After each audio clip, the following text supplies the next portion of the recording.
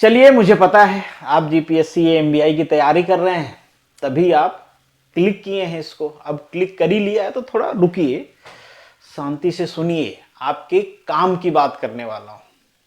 Hopefully आपको ये help करेगा एग्जाम में। अब एग्जाम क्लोज आ रहा है तो ढेर सारे सवाल मन में आते हैं, और आपके मन के सवाल हमें कैसे पता चलते हैं? क्योंकि भाई आप हमें मैसेज करते हो। जो मैसेज का फ्लो है वो बढ़ जाता है। पर किस टाइप के सवाल? सिलेबस को लेके, बुक्स को लेके, प्रैक्टिस कहां से करें, रिवीजन कहां से करें, कैसे पता करें कि सही ट्रैक पे हैं कि नहीं हैं। कई बार ये फियर होता है कि कहीं मैं कुछ छोड़ तो नहीं रहा हूं। कई बार मन करता है कि सारी बुक सॉल्व कर लूं, ये बची हुई है। किसी दोस्त से बात कर लिया तो लगता है यार उसने ये कर लिया, मैंने ये छोड़ा है अभी। डर सा लगता है। कई सारे लोग अभी सिलेबस में कंफ्यूज हैं। कई सारे लोगों ने सब कुछ पढ़ लिया, अब समझ में नहीं आ रहा है कि क्या पढ़ें। मतलब ढेर सारी प्रॉब्लम है। सब कुछ पढ़ने के बाद भी डाउट है कि कुछ पढ़ा है कि नहीं। इन सब टॉपिक पे वन बाय वन करके बात करेंगे। लास्ट में इस कंक्लूजन पे भी बात करेंगे कि आप खुद को इवेल्युएट कैसे करें। क्योंकि भाई देखो, कॉम्पिटिटिव एग्जाम का एक बहुत ही सिंपल रूल है। आपने कितना पढ़ा है उससे कॉम्पिटिटिव एग्जाम को कुछ लेना देना नहीं है। आपको आता कितना है इससे लेना देना है। ये बातें मैं क्यों कह रहा हूं, डिटेल में समझाऊंगा। सबसे पहले शुरुआत करते हैं सिलेबस से। देखिए भाई, मैं आपको झूठी उम्मीद तो बिल्कुल नहीं दूंगा। बड़ा भाई समझ लीजिए। अगर सीखना है तो ये बात मान के चलो आप कि अगर अभी भी आप सिलेबस को लेके कंफ्यूज हो, मैं जीपीएससी या एमबीआई की बात कर रहा हूं। किस टाइप का कंफ्यूजन भाई? कि क्या पढ़ूं, क्या छोड़ूं, क्या ये इंपॉर्टेंट है, क्या ये पढ़ना है, क्या ये छोड़ना है, कैसे करना है, इस टॉपिक पे कितना टाइम देना है। अगर इस टाइप के सवाल आपके मन में हैं, इसका मतलब बहुत सिंपल होता है कि आपने पहले इस पे वर्कआउट नहीं किया है, या पहले से आपको इसके बारे में आइडिया नहीं है। तो एकदम स्ट्रेट फॉरवर्ड मैं आपसे कहूंगा कि आप इस बार के लिए लेट हो गए हैं। यह समझ आपको 2 महीना बाद आएगा डेफिनेटली, इस बात की गारंटी है। तो आप एक अल्टरनेटिव प्लान कर लेना, थोड़ा दुख कम होगा। अब लेट होने का कारण कुछ भी हो सकता है ना। आपने शुरुआत पहले किया पर सीरियसली नहीं लिया, आपको लेट समझ में आया कि तैयारी करना है, या आप बाद में जंप हुए कि ये तैयारी करना है, पहले कुछ और कर रहे थे। अगर आप बाद में जंप किए हो तब तो कोई बात नहीं भाई, आपने जंप ही लेट किया है, ठीक है, तब आपकी प्रॉब्लम नहीं है।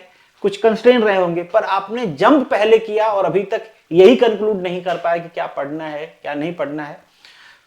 तो बिल्कुल एक बार सीरियसली बैठ के आपको सोचना चाहिए कि क्या सच में आप गवर्नमेंट की तैयारी करना चाहते हो, कि मजबूरी में दिखाने के लिए कर रहे हो, कि लोग ताना ना दे कि भाई क्या कर रहे हो, तो लोगों से कहूंगा कि गवर्नमेंट की तैयारी कर रहा हूं, या बहुत टाइम से ग्रोथ रुका हुआ है, कुछ एक्स्ट्रा नहीं कर पा रहा हूं तो बुक उठा के पढ़ रहा हूं, ताकि कोई कहे तो ये कह दूं कि जॉब भी करता हूं पर साथ में तैयारी भी कर रहा हूं। मतलब एक तरह से खुद को सेटिस्फेक्शन देने की, या सेल्फ सेटिस्फेक्शन की, या सेल्फ हैप्पीनेस के तरीका होता है जो बेसिकली एस्पिरेंट होते हैं उनके लिए। पर एग्जाम निकलना दूर दूर की कौड़ी होती है, तो ऐसा ना करें बिल्कुल। और अगर कर दिए हैं तो ट्राई करिए कि अगली बार ऐसा ना हो। एग्जाम के 2 महीना पहले अगर आप सिलेबस को लेके कंफ्यूज हैं तो ये दुखद है, ठीक है। दूसरी बात कि कई बार मुझे इस टाइप के मैसेज आते हैं। पहले मैं क्रिटिसिज्म वाले मैसेज ले रहा हूं, सॉरी फॉर दैट, पर क्या करें, है ऐसा। और ऐसा नहीं कि आपसे गलती हो रही है, आप ये मान के चलो कि 80% जो कैंडिडेट है ना, उनमें यही सारे डाउट रहता है, और यही करते करते एग्जाम आ जाता है। 20 to 25% अराउंड ही कैंडिडेट होते हैं जो सीरियस भी होते हैं, टारगेटेड भी होते हैं, ठीक है। मैं केवल सीरियस की बात नहीं कर रहा हूं। बहुत सारे लोग सीरियस हैं पर वो टारगेटेड नहीं है। सीरियस है पढ़ने को लेके पर उनका टारगेट ही नहीं बन पा रहा है। बहुत सारे बच्चों का मुझे मैसेज आता है, भाई लिटरली ये वाला क्वेश्चन तो बहुत सारे लोग पूछते हैं कि सर गेट सॉल्व कर लिया है, खुरमी कर लिया है, जैन का भी कुछ पोर्शन कर लिया, वाईसीटी कर लिया, जीपीएससी का पीवाईक्यू कर लिया, किसी कोचिंग ने बता दिया तो वो भी कर लिया, किसी ने राय दे दिया तो उसका मटेरियल भी कर लिया, अब क्या करूं। भाई पहली बात कि अगर आपने इतने सारे सॉल्व किए हैं ना, तो आपके दिमाग में ये क्वेश्चन आना ही नहीं चाहिए कि अब क्या करूं, क्योंकि बहुत सिंपल फंडा है कि जो आदमी सीरियसली, इतना तो छोड़ो, इनमें से कोई सी एक बुक भी ठीक से सॉल्व कर लेगा ना, तो वो किसी भी बुक का क्वेश्चन उठाए या किसी भी एग्जाम का क्वेश्चन उठाए, 90% या उससे ज्यादा 90% से प्लस क्वेश्चन वो सॉल्व कर लेगा।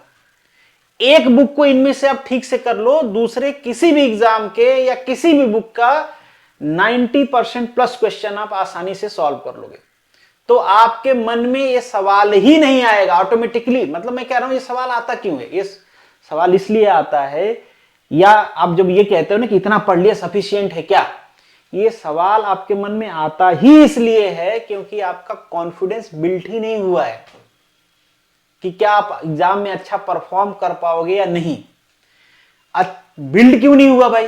क्योंकि आपको लग रहा है कि आपने सारी बुक्स पढ़ ली हैं, पर जैसे ही आप दूसरी बुक उठाते हो, उसमें से 10 क्वेश्चन करते हो, 4, 5, 6 गलत हो जाते हैं।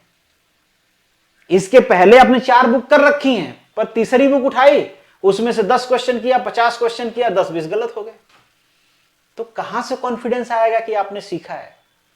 इसका भाई बहुत सिंपल सा कंक्लूजन यही निकलता है कि आपने जितनी भी बुक बोला है उनमें से किसी भी बुक को सीरियसली सॉल्व नहीं किया है। बस टिक टिक टिक करने से नहीं होता है।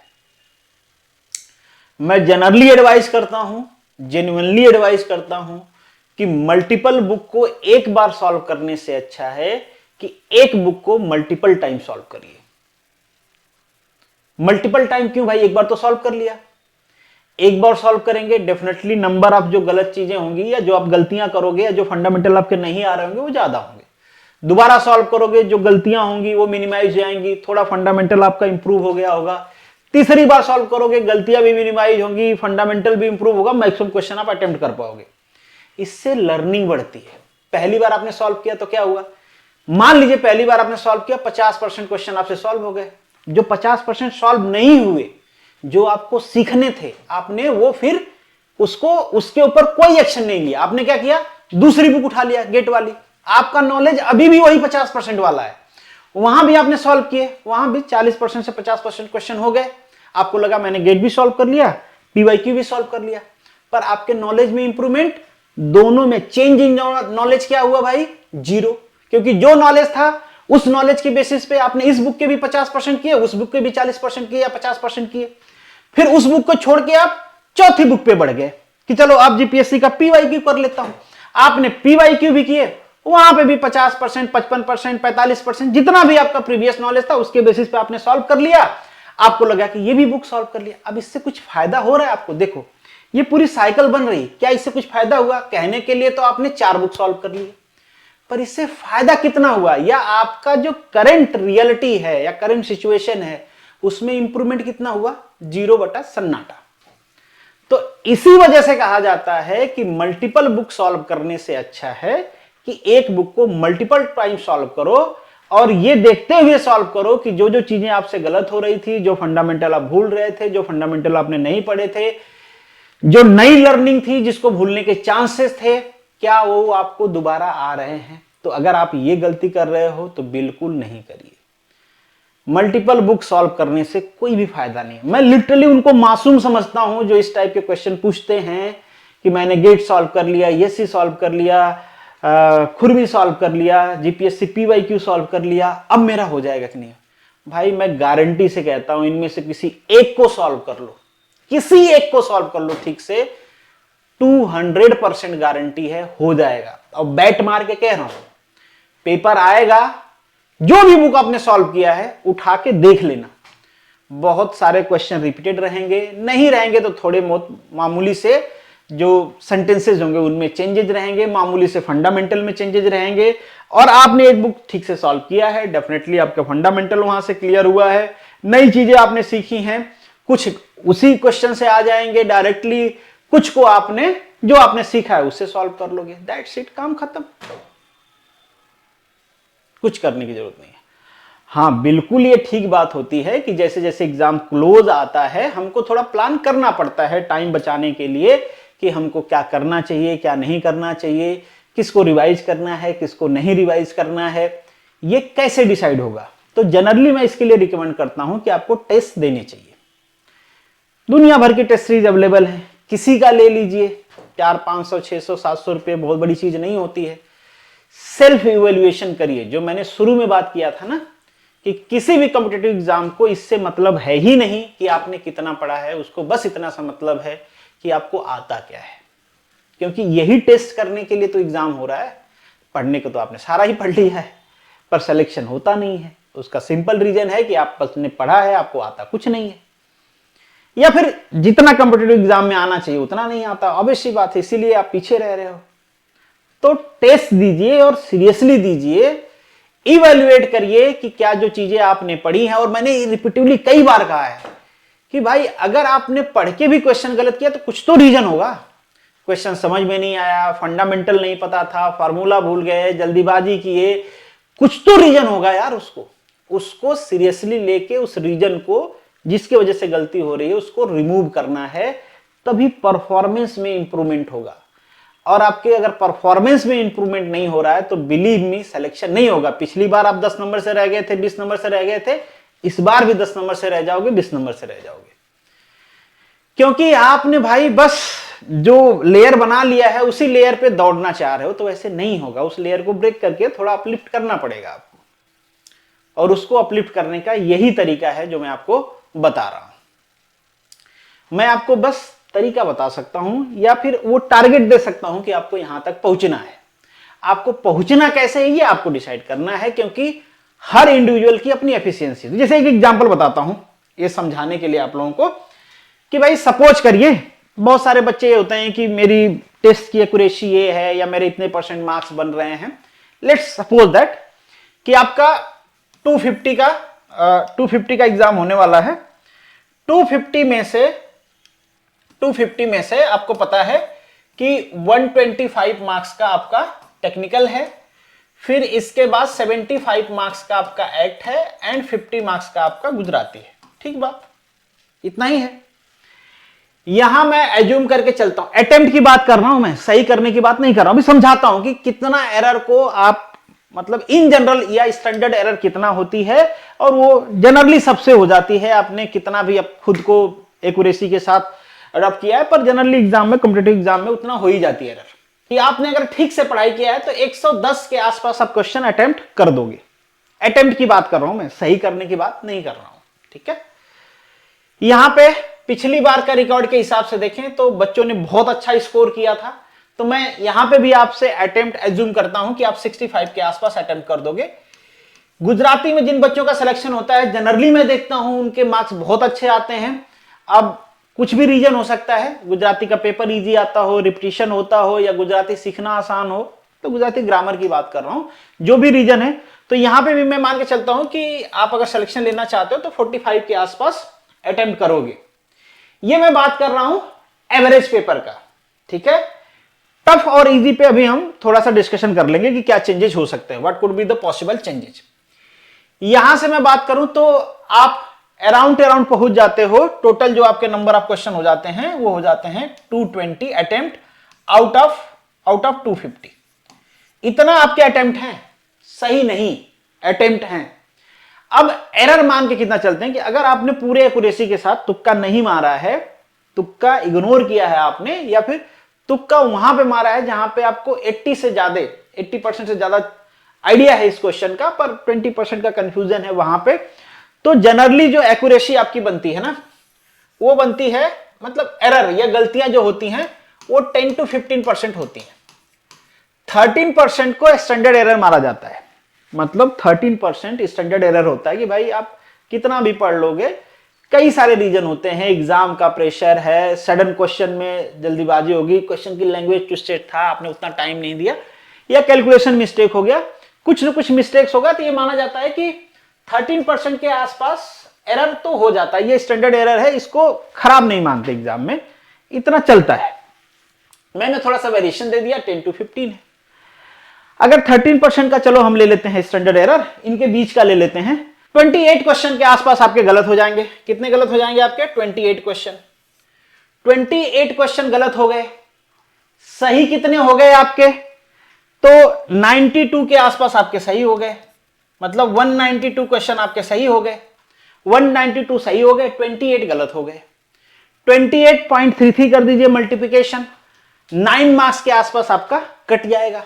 ठीक है, तो 9 मार्क्स यहां से माइनस कर दीजिए, 192 में से 9 माइनस कर दीजिए, तो ये आपके आ जाते हैं, मतलब मेरा टारगेट है 180 प्लस। ये 9 माइनस कर दोगे, सॉरी 9 मार्क्स इसमें से माइनस कर दोगे आप, तो 183 या 184 हो जाता है, पॉइंट पॉइंट में कुछ आएगा तो भाई 183 या फिर आप कह लो 180 plus is the good score for the average paper. अब एवरेज पेपर कैसे डिसाइड करेंगे, मतलब ऐसा पेपर जहां पे कि जीपीएससी ने कुछ ऐसा एक्सपेरिमेंट नहीं किया जो हमने प्रेडिक्ट किया है, आपने सोचा कि ये इंपॉर्टेंट है, वहां से भी क्वेश्चंस आए, कुछ क्वेश्चन में इनोवेशन भी था, कुछ न्यूमेरिकल भी आ गया, कुछ एक्सपेक्टेड था, कुछ अनएक्सपेक्टेड था, उसे हम एवरेज पेपर कहते हैं। जैसा एक्सपेक्टेशन था, जैसा प्लान था, जीपीएससी ने सब कुछ वैसा दे दिया तो उसे इजी कहते हैं। जीपीएससी ने कुछ एक्सपेरिमेंट कर दिया, जैसे रिसेंट में एक्सपेरिमेंट चल रहा है कि किसी सब्जेक्ट को उठा लिया, उससे ढेर सारे क्वेश्चन डाल दिए, कोई सब्जेक्ट पूरी तरीके से गायब कर दिया, तो फिर उसमें थोड़ा सा प्रॉब्लम आ जाता है कि कोई बच्चा हो सकता है उस सब्जेक्ट को बहुत अच्छा से नहीं किया हो, या हो सकता है वो सब्जेक्ट उसका कमजोर हो, वीक हो, तो उसमें थोड़ा सा प्रॉब्लमेटिक हो जाता है। या कुछ भी ऐसा एक्सपेरिमेंट कर दिया कि किसी जगह से कॉपी पेस्ट कर दिया, जैसे लास्ट टाइम ईएससी के 27 to 30 क्वेश्चन से सीधा कॉपी पेस्ट थे, और अच्छे लेवल के क्वेश्चन कॉपी पेस्ट थे, तो जिसने पढ़ा है वो पूरा 27 का 27 सही अटेम्प्ट कर देगा और कम टाइम में अटेम्प्ट कर देगा, क्योंकि क्वेश्चन में एबीसीडी भी चेंज नहीं था। लास्ट ईयर का पेपर मैच करना हो तो मतलब गूगल सर्च कर लेना कि ये कहीं ईएससी में पूछा गया था कि नहीं, तो आपको पता चलेगा कि 30 क्वेश्चन एज इट इज 125 में से 35 क्वेश्चन गेट और ये से डायरेक्टली उठा के डाल दिया था उन्होंने, बिना एबीसीडी का जो सीक्वेंस है वो भी चेंज किए हुए, और बाकी क्वेश्चन कुछ जीपीएससी पीवाईक्यू से भी थे। वैसे भी जीपीएससी नया क्वेश्चन नहीं बनाती, या कोई भी एग्जामिनेशन बॉडी जनरली बहुत हार्ड होता है कि नया क्वेश्चन बनाए, या तो रेफरेंस बुक से, जनरली रेफरेंस बुक से थोड़ा प्रॉब्लम ये होता है कि बहुत सारे रेफरेंस बुक जो पहले की लिखी हुई उसमें एमसीक्यूज है नहीं, कुछ जो नई रेफरेंस बुक आ रही है उसमें एमसीक्यूज आ रहे हैं, तो अगर कोई थोड़ा इनोवेटिव टाइप का है वो वहां से कॉपी पेस्ट मारता है, कोई थोड़ा कम इनोवेटिव है तो प्रीवियस ईयर का क्वेश्चन उठाता है, चाहे जीपीएससी का, चाहे गेट का, चाहे एससी का, वहां से कॉपी पेस्ट मारता है। इतने इनोवेटिव लोग नहीं हैं जो खुद से क्वेश्चन बनाने का रिस्क लें या टाइम दें। बना सकते हैं, ऐसा नहीं बना नहीं सकते, पर इतना टाइम दे कौन, क्वेश्चन बनाओ, सोल्यूशन बनाओ, फिर देखो क्वेश्चन में किसी टाइप का लैंग्वेज एरर ना हो, टेक्निकल एरर ना हो, इतना टाइम कौन देगा, उठा के डाल दो भाई अच्छे लेवल के क्वेश्चन। ठीक है, तो ये हो जाता है, इस टाइप से क्वेश्चन बन जाता है। तो हार्ड हम उसे कहेंगे जब इस टाइप का वेरिएशन हो कोई। तो ये मॉडरेट लेवल में, अगर आप, मुझे लगता है कि मॉडरेट लेवल का पेपर है, अगर आप 180 प्लस स्कोर करते हो तो आपका सिलेक्शन कोई नहीं रोक सकता इस बार में, जितनी नंबर ऑफ सीट्स है, प्रीवियस रिकॉर्ड का जो कट ऑफ है उसको देखते हुए। तो आपको यह टारगेट करना है। कैसे टारगेट करना है इसके बारे में मैंने कई बार डिस्कशन किया है कि क्लासिफाई कर लो आप। अब मैंने यहां पे ये मेंशन किया ना, तो जरूरी नहीं कि भाई आपको यही सीक्वेंस फॉलो करना है, नहीं भाई। किसी के गुजराती अच्छा, बहुत सारे बच्चे 48-49 नंबर लेके आते हैं, या आप भी हो सकता है गुजराती अच्छा अटेम्प्ट हो गया, ज्यादा नंबर आ जाएगा, हो सकता है 2-4-5 नंबर यहां पे घट जाएगा, हो सकता है 2-4-5 नंबर यहां पे बढ़ जाएगा, 2-4-5 नंबर यहां से घट जाएगा। ठीक है, पर अल्टीमेटली हमारा गोल है उसके आसपास पहुंचना। अब अगर मान लीजिए इजी पेपर होता है तो क्या कट ऑफ बहुत ज्यादा बढ़ जाएगा, इससे जवाब है कि नहीं। इजी पेपर में बहुत ज्यादा से ज्यादा वेरिएशन होगा तो +5 मार्क्स का हो सकता है, या 5 to 7 कह लीजिए, इससे ज्यादा का वेरिएशन पॉसिबल नहीं होता है, कितना भी इजी आ जाए पेपर। इससे ज्यादा कि इस कट ऑफ से 5 नंबर, मान लो 80 जाने वाला तो 85 चला जाएगा, 86 चला जाएगा, 87 चला जाएगा। पर अगर मान लीजिए पेपर टफ आ गया, उस समय पे प्रॉब्लम होता है, उस समय पे थोड़ी घबराहट भी बढ़ जाती है लोगों की, एकदम अनएक्सपेक्टेड पेपर है, तो कई सारे लोग कई सारी गलतियां करते हैं।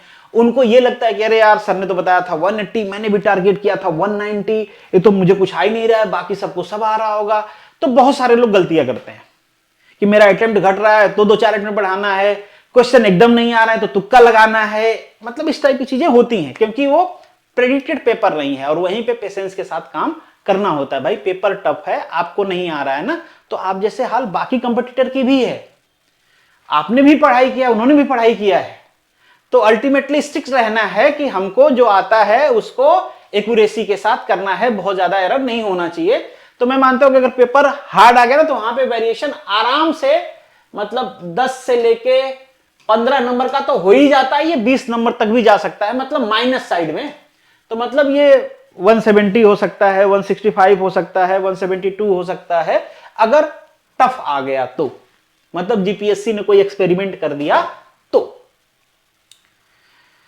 थोड़ा सा ये प्रेडिक्शन है कि जीपीएससी एक्सपेरिमेंट कर सकती है, क्योंकि वो थोड़ा सा चल रहा है जीपीएससी में कियोस। अब देख ही रहे हो, डेली नए नोटिफिकेशन, डेली नए रूल, कभी कुछ चेंज कभी कुछ चेंज। और जो क्वेश्चन पेपर आ रहे हैं उनमें से भी, उन पेपर को देख के भी ऐसा लग रहा है कि जीपीएससी कुछ कुछ चीजें कर रही है। कोई टॉपिक उठा लिया, वहां से ढेरों क्वेश्चन डाल दिए, कोई टॉपिक को पूरी तरीके से गायब कर दिए। तो इस टाइप की चीजें चल रही हैं जीपीएससी में। तो मे भी इस टाइप का एक्सपेरिमेंट आपके पेपर में भी हो, तो आप उसके लिए थोड़ा सा मेंटली प्रिपेयर रहना। इसीलिए मैं कहता हूं कि किसी सब्जेक्ट को पूरी तरीके से छोड़ के जाना, एकदम से छोड़ देना मूर्खता होता है। अगर आपके पास सच में टाइम नहीं है, बाद में अपने तैयारी शुरू किया है, तो उसके जरूरी टॉपिक जरूर पढ़ के जाएं कि आपको ये रिग्रेट ना आ रहा है कि यार इसको पूरा छोड़ दिया और यहां से तो क्वेश्चन ही क्वेश्चन आ रहे हैं। कभी भी किसी भी एग्जाम में इस टाइप की गलती ना करें।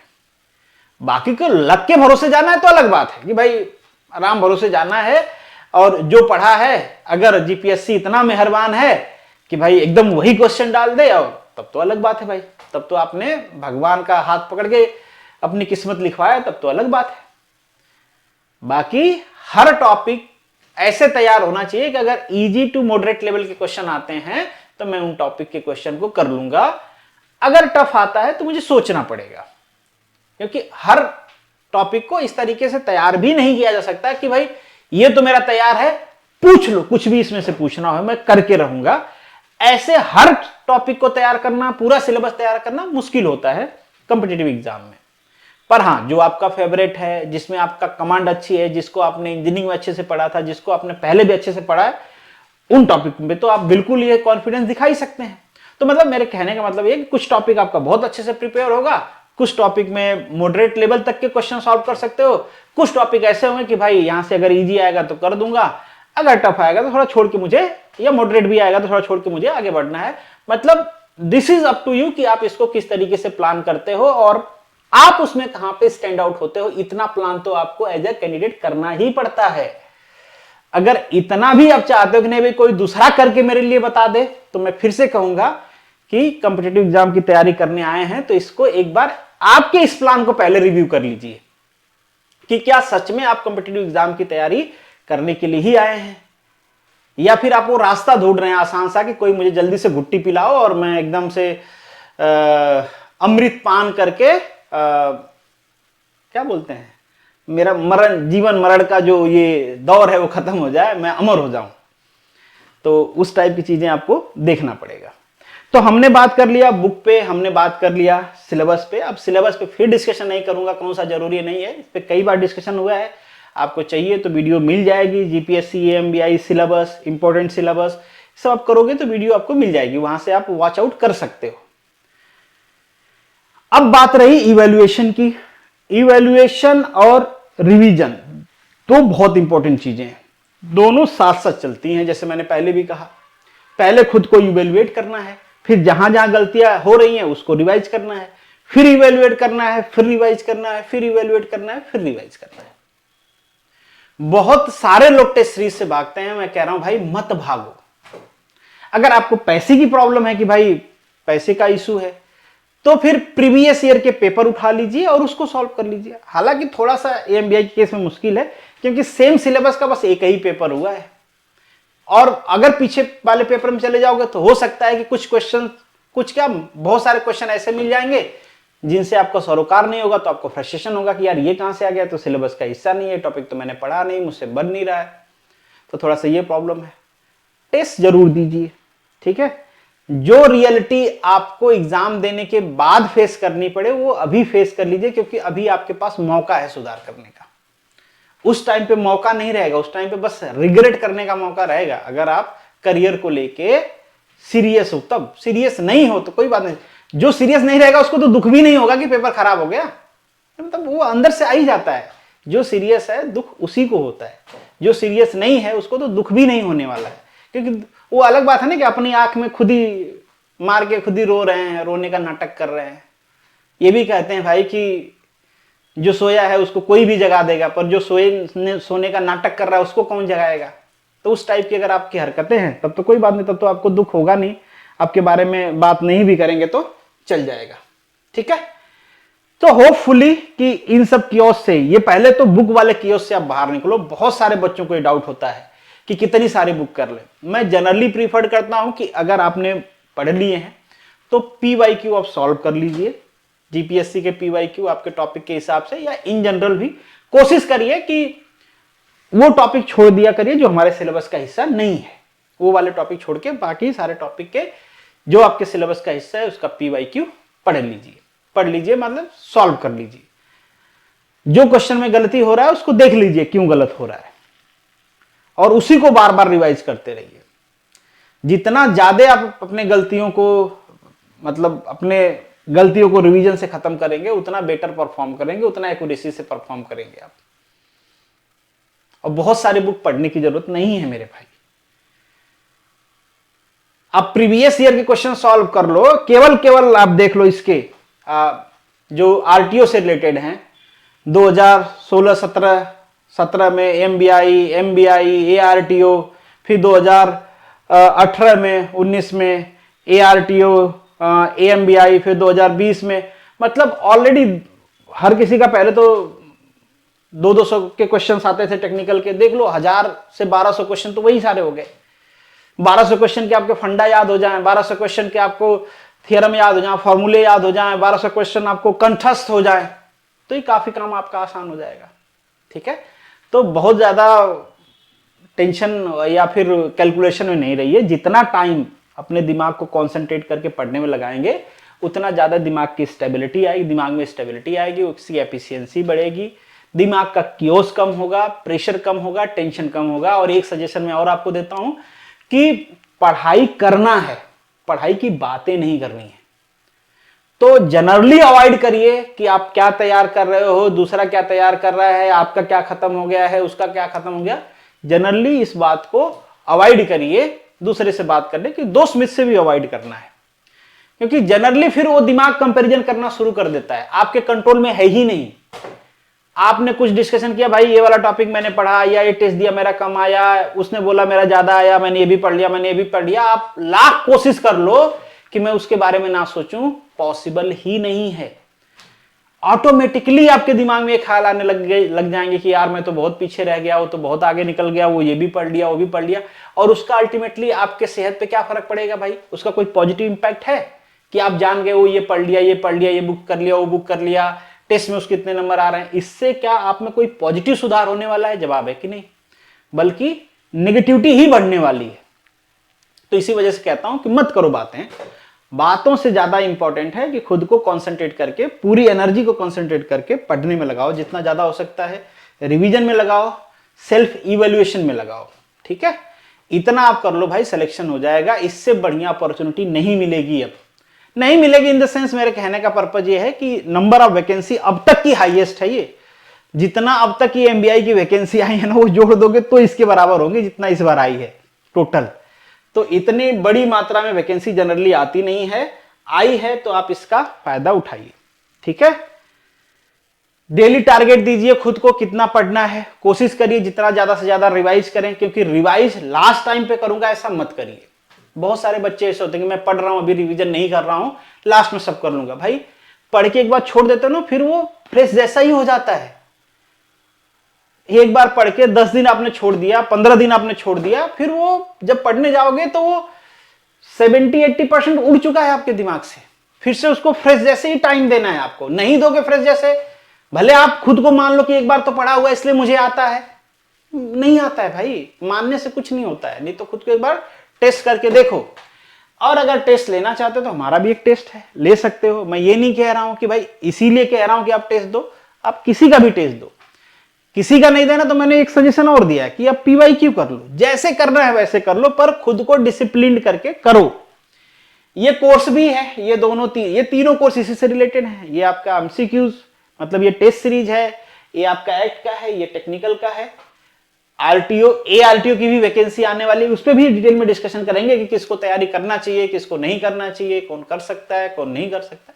डिटेल में डिस्कशन करेंगे ताकि आपको एक रोड मैप मिले।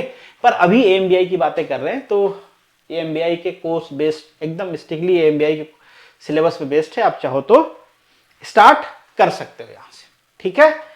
बाकी कोई डाउट तो कमेंट बॉक्स में पर्सनल मैसेज, या कोई टॉपिक छूट गया होगा तो आप बताना, मैं वहां पे उसके बारे में डिस्कशन कर लेंगे, पर्सनल आपसे डिस्कशन कर लेंगे।